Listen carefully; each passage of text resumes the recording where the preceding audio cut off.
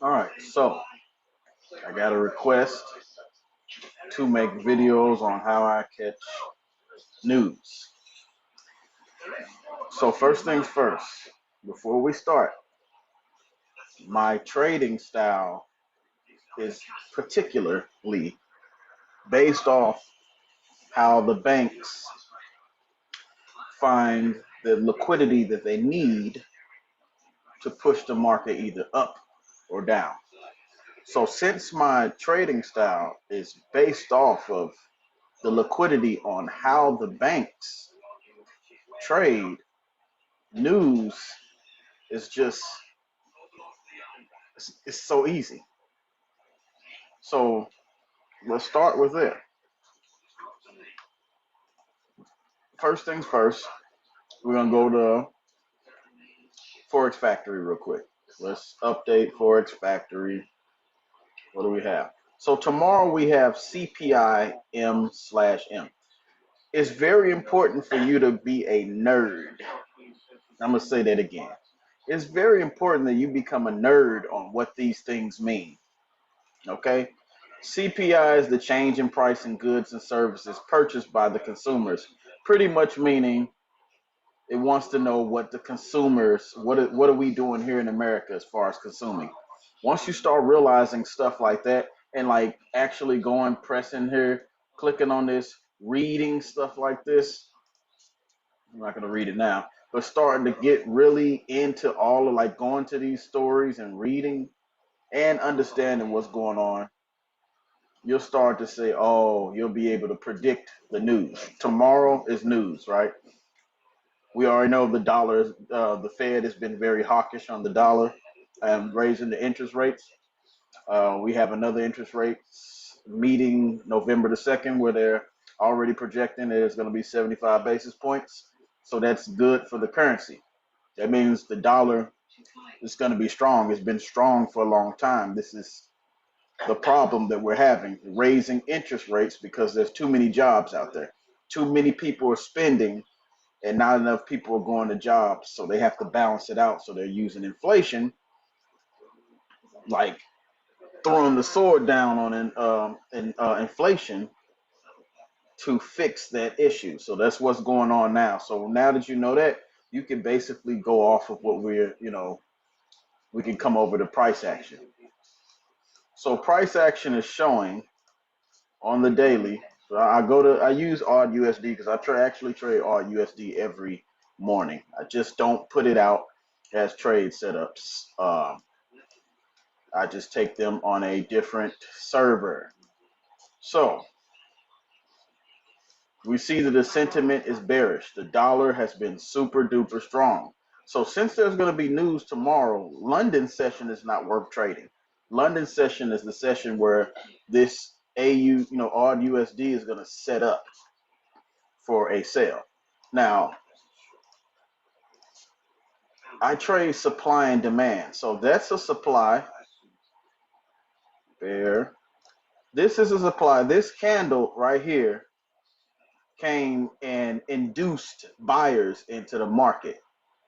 And when the buyers got into the market and they were looking for it to come back up, because people love reverse trading, retail traders love to reverse trade, the bank came in and flushed the market down, which creates an uncontested supply zone right off the candle. And that's what happened. It came back again, it tapped the zone, and it dropped. So that is the supply on the H4. I mean, obviously, there's different scenarios on different time frames. This morning, we had this demand. I actually took this trade this morning. I gave it out to my other group, the top G. When I saw the liquidity grab right here, this let me know because we had PPI news today, which is the product. The product ain't got the money. The consumer is the one with the money. So whenever you see PPI, we'll go back to it. Go back to calendar. All right. So today we had PPI. PPI is only the price of goods and service sold by producers. The producers just producing the products for us. They don't have the buying power. The buying power comes from the CPI, which is the consumer. That's us. So whenever you see CPI, that's consumer, that's big news. And then we got three of them, and we got unemployment, we got core CPI. It's going to be a big move tomorrow. So London session tonight is going to just set us up.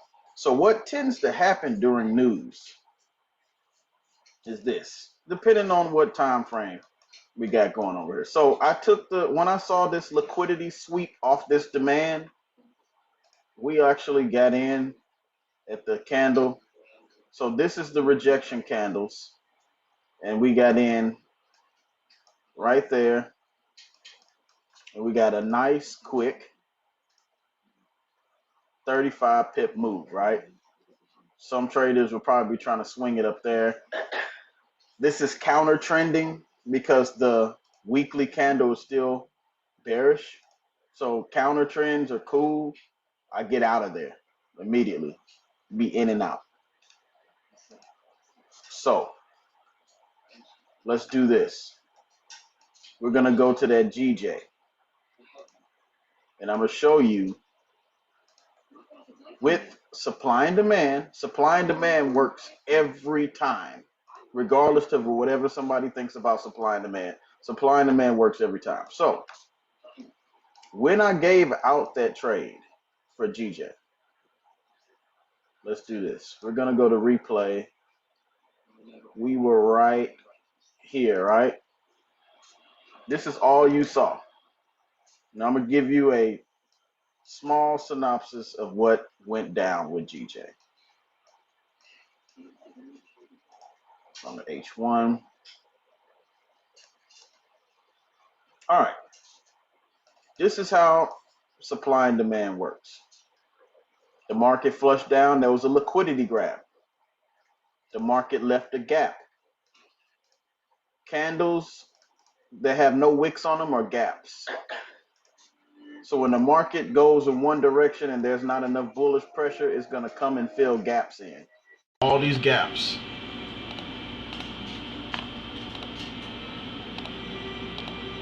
When I see gaps after a big flush, we know the market wants to come get that, come and fill those moves in. You can understand the market moves in one direction, it wants to come and fill it back in. So let's do this. This is the original zone right here. That's the original demand zone. After the liquidity sweep. We got in somewhere around, I think when it finally got back up there. I forgot exactly what the TP was. But you see, even on the H4, all gaps. When I say gaps, I mean these are imbalanced candles, meaning there's no bullish pressure. It's just bearish pressure, so it's in balance. Sort of like that. And honestly, I captured the whole move. I gave out the trade to right here or something like that, but I captured the whole move because if you come over here, you had GDPMM. And see, I understand what all this means. You're gonna have to do some homework and figure out all this stuff. It's not hard. Just be a geek about it, Total value of all goods and service produced by the economy. So this is something that the pound does. So since we had red folder news for the pound, and the pound is on a demand zone, and the market always does down to that demand zone, it's going to either break the demand or from the demand. So you take your chances wherever it's at a demand zone. So stops below, and I wanted to take it all the way up to that. So, and that's exactly what happened. Oh, wait a minute. I don't think, yeah, I had it like that because we didn't get stopped out. So we had that move. We had the initial move. You guys were out of the trade. I was still in because I knew that these candles had to be filled. And I'm out the trade. It was a beautiful trade, and I captured 944 pips. You guys probably captured somewhere around 400, something like that. It was a beautiful trade. Now, this is not a really good example of supply and demand. It really ain't. But let me show you a really good example of supply and demand, right? I caught a Euro JPY trade that I gave out to my group off the hour.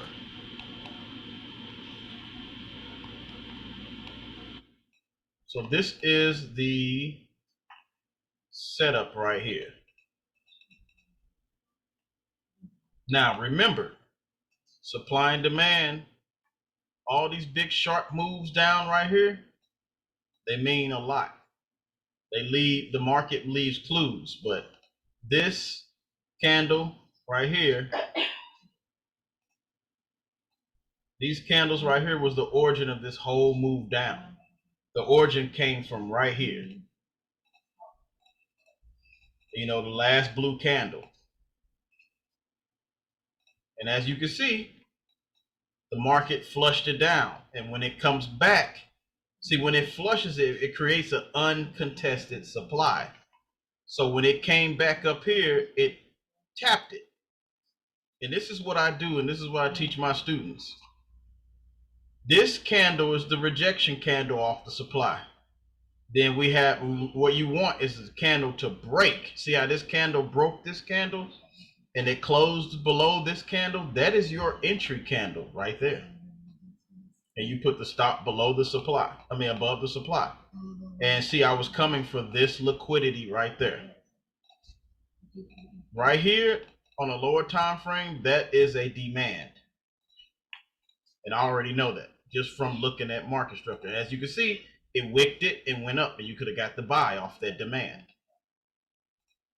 So that was the TP right there.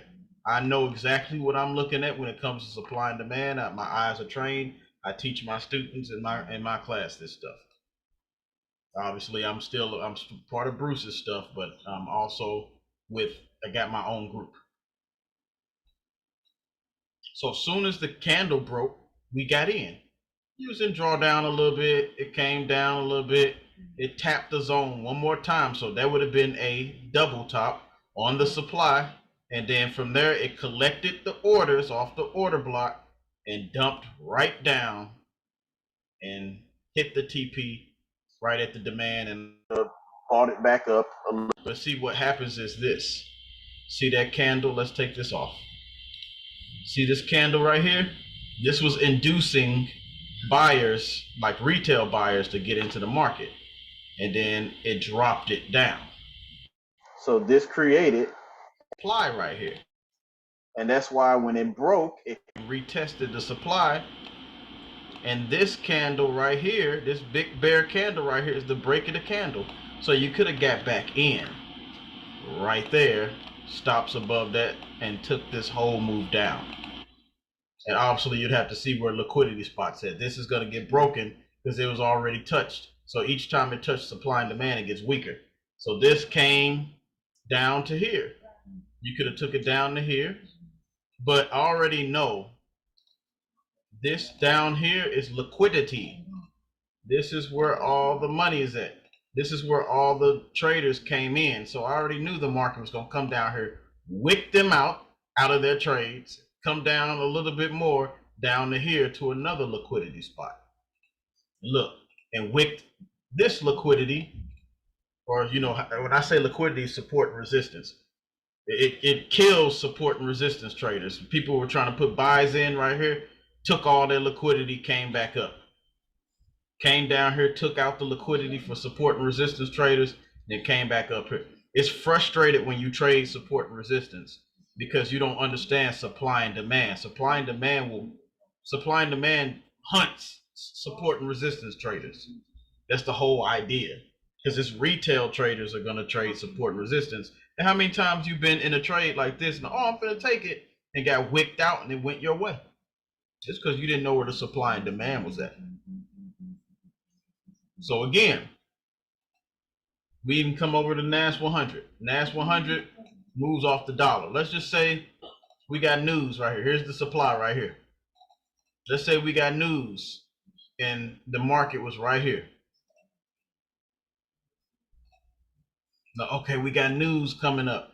Well, are you going to look for buys? You're on a supply zone and there's news coming up. You're better off with the sell. So supply and demand is how you trade news. So here you go. Wait for the break of the candle.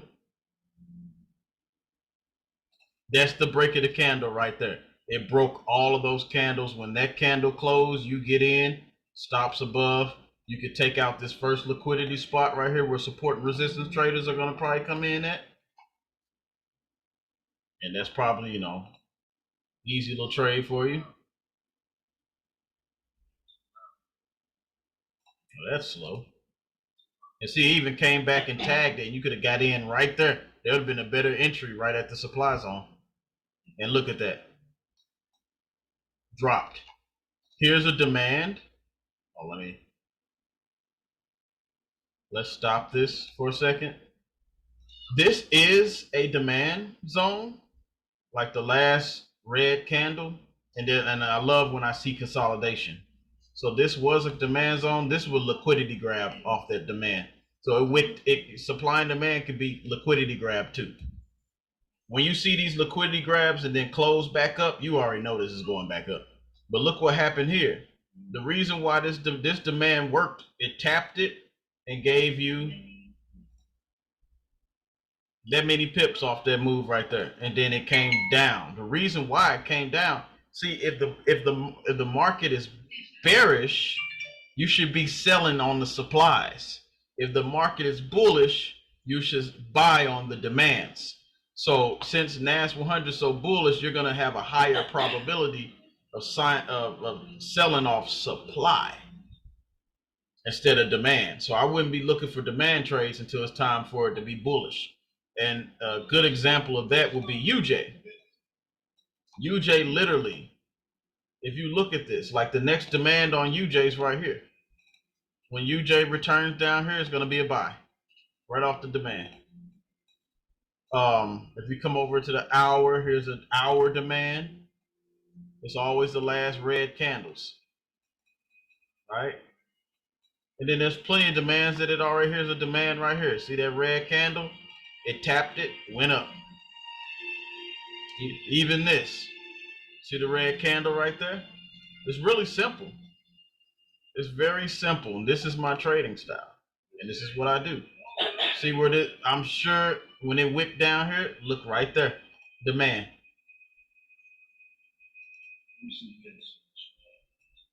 It almost tapped it and then it went up. See, sometimes that happens too, but that's okay. That's okay.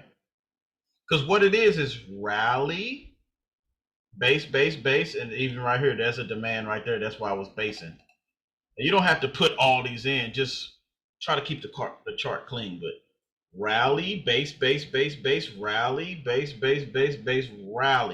It's rally, base, rally is what supply and demand is.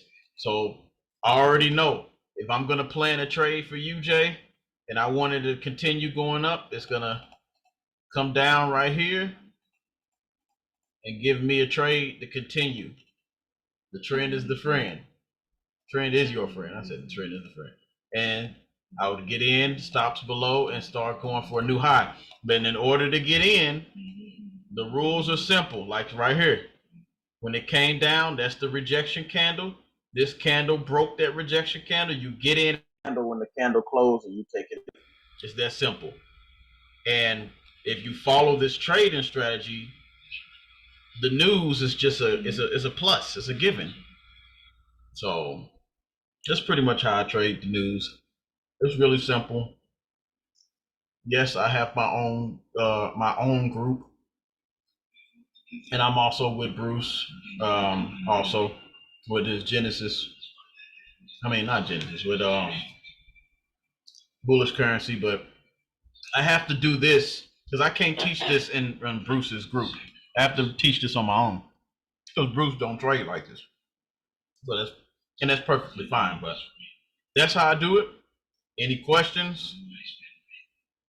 Let me know. Hopefully, it was enough for you to understand. Peace.